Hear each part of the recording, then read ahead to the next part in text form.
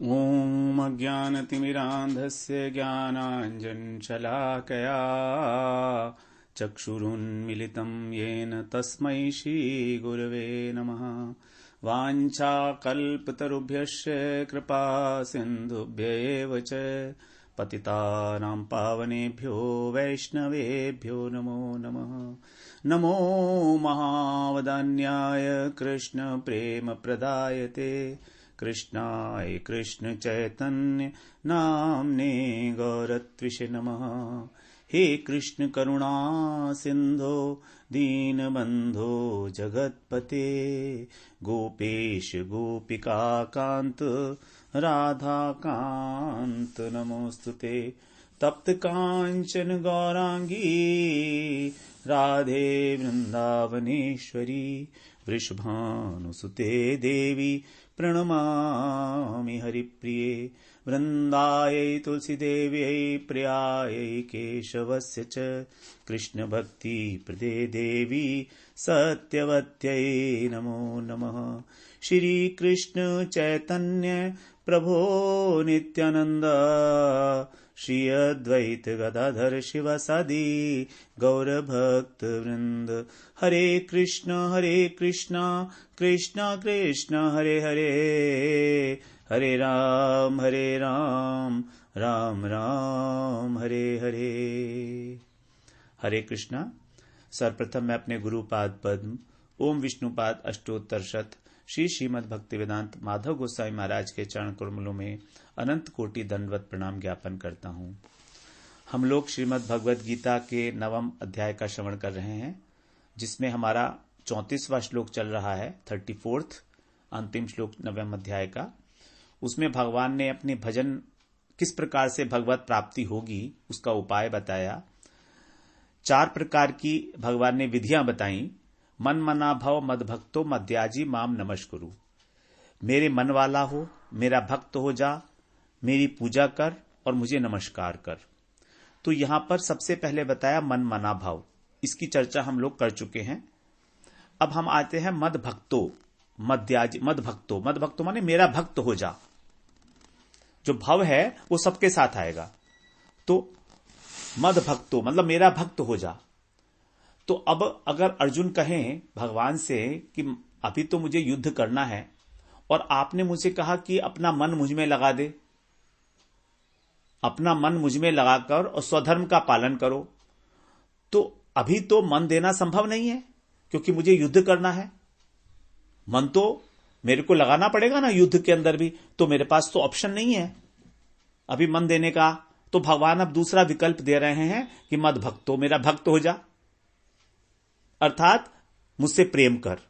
भक्ति का मतलब है प्रेम, सेवा, क्योंकि भक्ति जो है वो उसका अर्थ है सेवा, और सेवा उसी की जाती है जिससे हमें प्रेम है। सेवा लक्षण है प्रेम का। प्रेम तो दिखाई नहीं देगा लेकिन सेवा दिखाई देगी। तो भक्ति शब्द बना है भज धातु से, और भज धातु का अर्थ है सेवा। तो सेवा के द्वारा जो है प्रेम दिखाई देता है, तो वही है प्रेमा भक्ति। तो भगवान कह रहे हैं तू मेरा भक्त हो जा। भक्ति के 9 भक्ति बताई गई है, 9 प्रकार की भक्ति है, 9 प्रकार के अंग हैं भक्ति के। श्रवण कीर्तन स्मरण, भगवान के नाम का, रूप का, गुण का, लीला का, ये सब भक्ति के अंग हैं। तो उनकी प्रीति के लिए, भगवान की प्रीति के लिए ही जब भगवान को समर्पित होकर इन अंगों का पालन किया जाता है तो उसको कहा जाता है भक्ति। शांडिल्य भक्ति सूत्र में कहा सा परानुरक्तिर ईश्वरे, मतलब ईश्वर में परानुरक्ति अर्थात सर्वापेक्षा अत्यधिक अनुरक्ति। संसार की किसी भी वस्तु की अपेक्षा सबसे अधिक प्रेम, अनुराग, इसी का नाम है भक्ति। तो भगवान कह रहे हैं कि यदि तू पूरा मन मुझे नहीं दे सकता है तो मुझे सर्वाधिक प्रेम तो कर ले, सबसे अधिक प्रेम मुझे कर। सर्वापेक्षा अनुरक्ति, परानुरक्ति कहा ना, परानुरक्ति। परानुरक्ति का मतलब है सर्वश्रेष्ठ, सबसे ऊपर। तो मनमना भाव व्यक्ति में क्या होता है कि मेरे मन वाला हो जा, उसके लिए किसी दूसरे के लिए स्थान नहीं रहता। मनमना भाव, भगवान कह रहे हैं कि मेरे मन वाला हो जाओ, मतलब कुछ भी मत सोच मेरे अतिरिक्त। तो अब इसीलिए भगवान ने यहां पर भक्ति का ऑपरेशन ऑप्शन दिया, प्रेम का ऑप्शन दिया कि प्रेम कर मुझसे तू।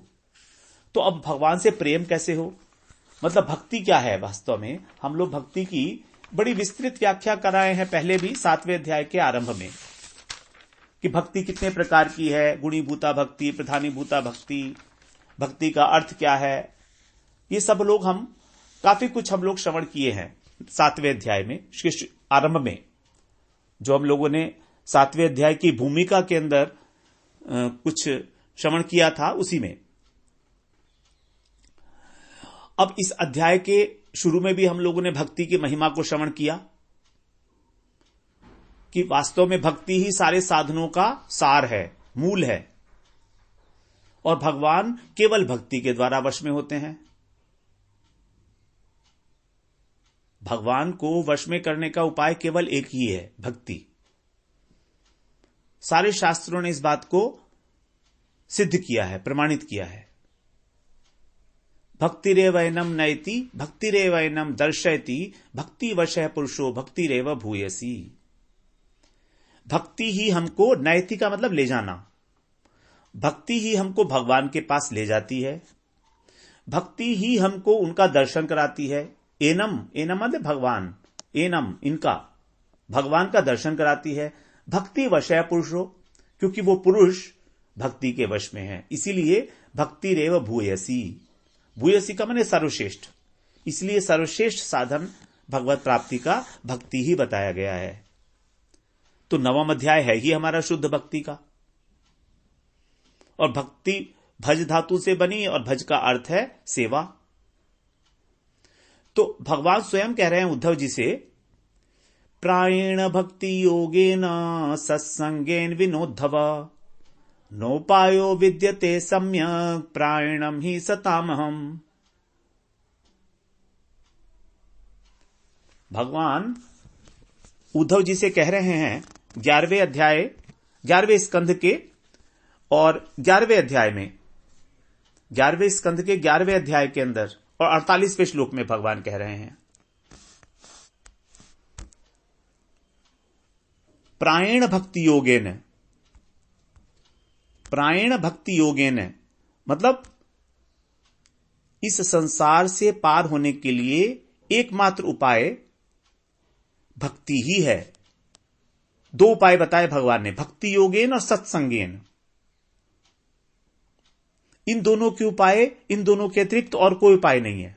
न उपायो विद्यते सम्यक, भली भांति पार होने के लिए संसार सागर से केवल 2 ही साधन हैं, भक्ति योग और सत्संग, साधु का संग।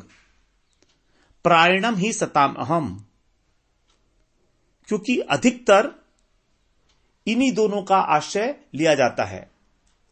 संत पुरुष भगवान को ही आश्रय लेते हैं, और प्रायः अधिकतर भगवान हमेशा उनके पास ही रहते हैं। सताम अहम, सताम का मतलब है संत, साधु। तो इन दोनों के अतिरिक्त और कोई उपाय नहीं है, भक्ति योग और सत्संग। तो भक्ति के विषय तो होते हैं भगवान, जो भक्त के प्रेम का आस्वादन करते हैं। देखिए, प्रत्येक वस्तु का इस संसार के अंदर 2 चीजें होती हैं, एक होता है विषय और एक होता है आश्रय। विषय का मतलब है जो उस वस्तु का आस्वादन करता है। तो भक्ति यदि है तो भक्ति के विषय है भगवान। भक्ति होती है भगवान के प्रति, और भक्ति का आश्रय कौन है? भक्त, जिसके हृदय में भक्ति विराजमान होती है। तो भक्ति कहां है? भक्त के हृदय में है, भगवान के हृदय में भक्ति नहीं है। तो भगवान की अपेक्षा भी भक्त जो है हमको कृपा करके भक्ति दे सकते हैं, क्योंकि वो भक्ति का आश्रय है। इस बात को हमें समझ लेना चाहिए थोड़ा सा। भगवान कभी भी डायरेक्ट कृपा नहीं करते, भगवान हमेशा भक्त के माध्यम से ही कृपा करते हैं। आप कितने भी उदाहरण उठा के देख लीजिएगा। ध्रुव जी के ऊपर कृपा हुई नारद जी के माध्यम से, प्रहलाद जी के ऊपर कृपा हुई नारद जी के माध्यम से। तो क्योंकि भक्ति के आश्रय हैं वो, भगवान की प्रेरणा से जो भक्त है वो साधक के पास आता है या साधक भक्त के पास आता है, उसको गुरु रूप में स्वीकार करके, और फिर उस भक्त के हृदय से जो है वो भक्ति संचरित हो जाती है साधक के हृदय में। भक्ति एक संचरण का विषय है, संचरण, संचरित होती है भक्ति की धारा हृदय से हृदय में। तो जहां पर है वहां से आएगी, तो वो है भक्त के हृदय में। भक्त की कृपा के बिना भक्ति प्राप्त नहीं होती, और ये भक्ति भगवान को बहुत प्रिय है, क्योंकि ये भगवान की प्रिया है। नारद जी ने बताया भक्ति का स्वरूप। श्रीमद् भागवत महात्म्य के अंदर हम लोग नवम अध्याय की जो भूमिका थी उसमें श्रवण कर आए हैं। भक्ति का स्वरूप क्या था? परमानंद चिन्ह मूर्ति सुंदरीम कृष्ण वल्लभाम। ये बहुत सुंदर है, परमानंद स्वरूपिणी है, चिन्मय है, और कृष्ण वल्लभाम, कृष्ण की प्रेयसी है भक्ति। भगवान राम कह रहे हैं शबरी जी से, कह रघुपति सुनु भामिनी बाता, मानहु एक भगति करनाता। भगवान कह रहे हैं, कह रघुपति सुनु भामिनी बाता, एक बात सुनो तुम, मानहु एक भक्ति करनाता। मैं केवल भक्ति के संबंध को ही स्वीकार करता हूं और कोई नहीं। चाहे किसी ने कितने भी निकृष्ट कुल में जन्म क्यों ना लिया हो, चांडाल पर्यंत, मैं उसी को स्वीकार करता हूं जो मेरा भजन करता है। मानव एक भक्ति करनाता। फिर राम जी ही कह रहे हैं, भक्तिवंत अति नीचहु मानी, भक्तिवंत अति नीचहु प्राणी, मोहि प्राण प्रिय असि मम बानी। भक्तिहीन विरंचि किन होई, सब जीवहु सम प्रिय मोहि सोई। भक्तिवंत अति नीचहु प्राणी, चाहे कितना ही कोई नीच प्राणी हो, मुझको प्राण के समान प्रिय है। ये मेरी वाणी है। मोहि प्राण प्रिय असि मम बानी, मुझको प्राणों से प्रिय है। और अगर विरंची का मतलब ब्रह्मा, यदि ब्रह्मा भी भक्ति से हीन है तो वो भी मुझे, जैसे सब लोग प्रिय हैं वैसे ब्रह्मा जी भी प्रिय है। भगवान के तो सभी प्रिय है ना, इन जनरल। साधारणतया तो भगवान को सभी प्राणी प्रिय हैं, तो ब्रह्मा जी भी यदि भक्ति से हीन है तो वो भी साधारण मनुष्य की भांति ही हैं, चाहे वो इतने उच्च पद के ऊपर आसीन होकर भी, ब्रह्मा के पद पर आसीन होकर भी। तो अनेक अनेक प्रमाण हैं जहां पर भगवान ये बात कह रहे हैं कि मुझको भक्त जो हैं अत्यंत प्रिय हैं, अत्यंत प्रिय हैं, प्राणों से भी प्रिय है। हरिभक्ति विलास में भगवान कह रहे हैं, न मे अभक्त चतुर्वेदी मद भक्त स्वपचः प्रिय, तस्मै देयम ततो ग्राह्यम सच पूज्यो यथा ह्यहम्। अपने भक्त की महिमा बता रहे हैं भगवान। न मे अभक्त चतुर्वेदी, चतुर्वेदी मतलब जो चतुर्वेदी पाठी ब्राह्मण है, चतुर्वेद पाठी, जो चारों वेदों का पाठ करना जानते हैं। तो ब्राह्मण भी चार प्रकार के होते हैं ना, ये वेदी, द्वेदी, त्रिवेदी और चतुर्वेदी। तो जो वेदी होते हैं ये पंजाब की ओर पाए जाते हैं, उधर की तरफ होते हैं, पाए नहीं जाते। और फिर द्विवेदी, त्रिवेदी और चतुर्वेदी। तो जिसका चारों वेदों में अधिकार है वो चतुर्वेदी ब्राह्मण। यदि वो अभक्त है तो वो भी मुझे प्रिय नहीं है। न मैं अभक्त चतुर्वेदी, तो मेरा जो चतुर्वेद पाठी ब्राह्मण होने पर मेरा भक्ति ही हो ऐसा नहीं है, ऐसी कोई जरूरत नहीं है, ऐसी कोई आवश्यकता नहीं है, कोई रूल नहीं है ये। और मेरा भक्त जो है यदि चांडाल कुल में जन्म लिया है तो भी मेरा अत्यंत प्रिय है। तस्मै देयम ततो ग्राह्यम सच पूज्यो यथा ही हम। इसीलिए वास्तव में वही जो मेरा भक्त है वो दान देने योग्य है और दान लेने योग्य है। मतलब हमें उसी से कोई वस्तु ग्रहण करनी है और उसी को कोई वस्तु प्रदान करनी है, उसी से हमारा संबंध होना चाहिए। सच पूज्यो यथा ही हम, बड़ी ऊंची बात की है भगवान ने। वो उतना ही पूज्य है जितना मैं। सच पूज्यो यथा ही हम, मैं जितना पूजनीय हूं आपके लिए, मेरा भक्त भी उतना ही पूजनीय होना चाहिए। जो भगवान का भजन करे वही है भक्त, और बाकी सब अभक्त। जेई भजे सेई बड़ अभक्तहीन छार, कृष्ण भजने नहीं जाति कुलादि विचार। जो कृष्ण का भजन करे वही है बड़ सर्वश्रेष्ठ, और जो भजन नहीं करता वो निकृष्ट है। तो भजन में किसी भी प्रकार की जाति और कुल इत्यादि का कोई भी विचार नहीं, कोई भी भजन कर सकता है। यही भक्ति रहती है भक्तों के हृदय में, और यही है साधु संग का महत्व। हमें साधु संग क्यों करना चाहिए? इसीलिए कि उस साधु के हृदय की जो भक्ति है वो लेश मात्र हमारे हृदय में संचरित हो जाए, एक बूंद हमको उसकी मिल जाए।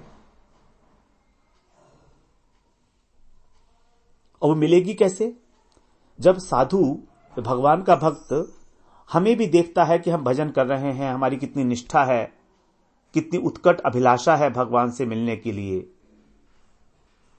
तो हमारा प्रयास जब देखता है, लगन देख के हमारी यत्किंचित उसका हृदय जो है पसीज जाता है, द्रवित हो जाता है। क्योंकि भक्त बड़े दयालु होते हैं, सबकी सहायता करने के लिए वो हमेशा तत्पर रहते हैं। हमेशा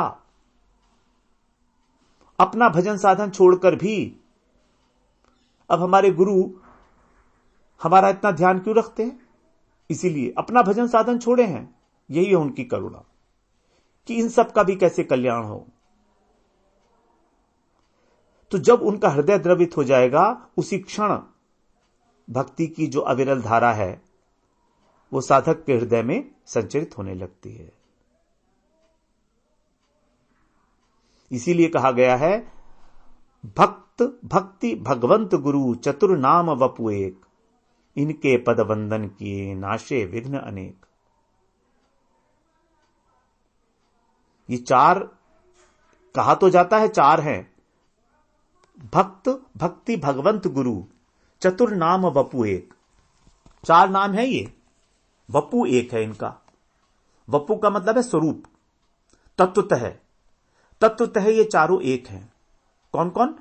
भक्त, भक्ति, भगवान और गुरु। ये चार वस्तु हैं कहने के लिए, नाम मात्र, लेकिन तत्वतः ये अभिन्न है, अभेद है। तो यहां पर इनको एक कहने का अर्थ है कि यदि इन चारों में से एक को भी हटा दिया जाए तो बाकी तीन का वर्णन नहीं हो सकता। इन चारों का ही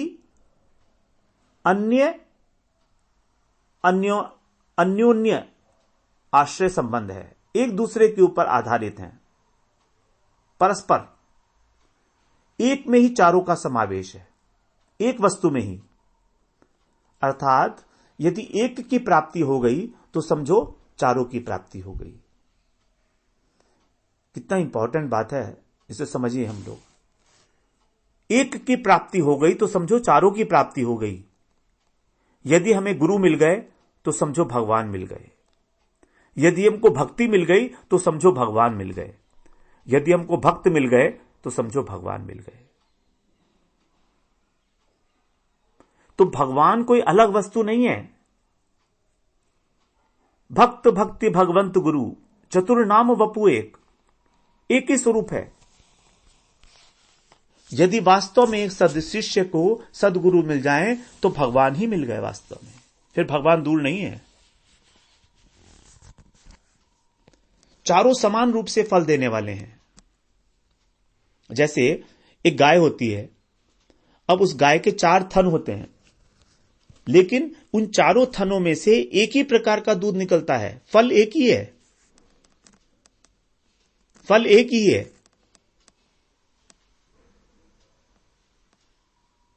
तो इन चारों को 4 नाम कहने के बाद भी एक हैं। इस एकत्व को यदि हम सिद्ध करना चाहें तो कैसे करेंगे? इसके लिए हम थोड़ा सा प्रयास करते हैं। देखिए, भक्ति का आश्रय कौन है? भक्त, हम लोग बात कर चुके। भक्ति कहां रहती है? भक्त के हृदय में रहती है। तो जहां भक्त है वहां तो भक्ति होगी ना, तभी तो उसे भक्त कहा गया। अगर भक्ति ही नहीं तो भक्त काहे का? तो इसीलिए भक्ति भक्त के अंदर है। तो अब हम 4 में से 3 तत्व रह गए। अब 3 तत्व कौन कौन से हैं? भक्त, भगवान और गुरु। क्योंकि भक्ति तो भक्त के अंदर आ ही गई। अब भगवान हमेशा भक्त के हृदय में रहते हैं। भगवान ने स्वयं कहा है, साधवो हृदयम मह्यम साधु नाम हृदयम तु हम। साधु लोग मेरा हृदय हैं और मैं साधुओं का हृदय हूं। तो भक्त के हृदय के अंदर भगवान रहते हैं। तो अब सिर्फ 2 रह गए। तो भक्ति भी भक्त के हृदय में रहती है, भगवान भी भक्त के हृदय में रहते हैं। अब 2 रह गए, केवल भक्त और गुरु। अब गुरु कौन है? भगवान के जो भक्त हैं वही तो गुरु हैं। भगवान के जो भक्त हैं वही तो गुरु हैं। जो हमारे लिए सर्वश्रेष्ठ हैं वही गुरु हैं। भक्तों में जो सर्वश्रेष्ठ हैं वही गुरु हैं। तो गुरु ऐसा तो नहीं है कि भगवान के भक्त नहीं है। तो अब कौन रह गया? सिर्फ एक रह गया, भक्त। तो 4 होने पर भी वास्तव में यहां पर भक्त की ही प्रधानता हुई। इसीलिए इस दोहे में कहा गया है, भक्त भक्ति भगवंत गुरु चतुर नाम वपु एक। भक्त को प्रधानता दी गई है, सबसे पहले बोला गया भक्त भक्ति भगवंत गुरु चतुर नाम वपु एक। तो हम लोगों ने अभी देखा किस प्रकार से भक्ति भी भक्त के हृदय में है, भगवान भी भक्त के हृदय में है और गुरु तो भक्ति ही है। तो केवल भक्त की ही प्रधानता हुई। इसलिए भगवान कह रहे हैं, मद भक्त मद भक्ता मन मना भव मद भक्तो, मेरा भक्त बन जा, मेरा भक्त बन जा। क्योंकि भक्त की ही प्रधानता है।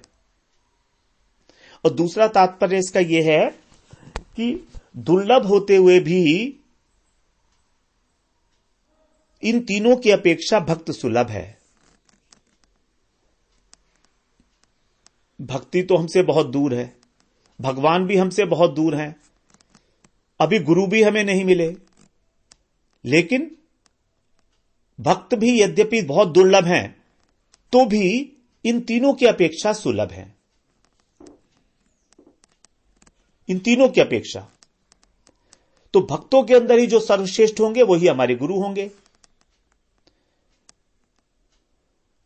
तो इस प्रकार से भक्त जो है वही प्रधान हो गया इन चारों के अंदर। क्योंकि भक्ति ही हमको भगवान से और भक्ति से परिचय करा जाता है और वही हमको गुरु के लक्षण बताते हैं कि सद शिष्य के और सदगुरु के क्या लक्षण होने चाहिए।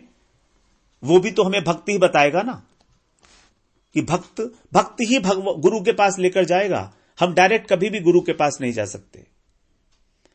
हां, यदि कोई बहुत बड़ी हमारी सुकृति है तो हम वास्तव में स्वयं भी सदगुरु के दर्शन कर सकते हैं, उनको प्राप्त कर सकते हैं सदगुरु को।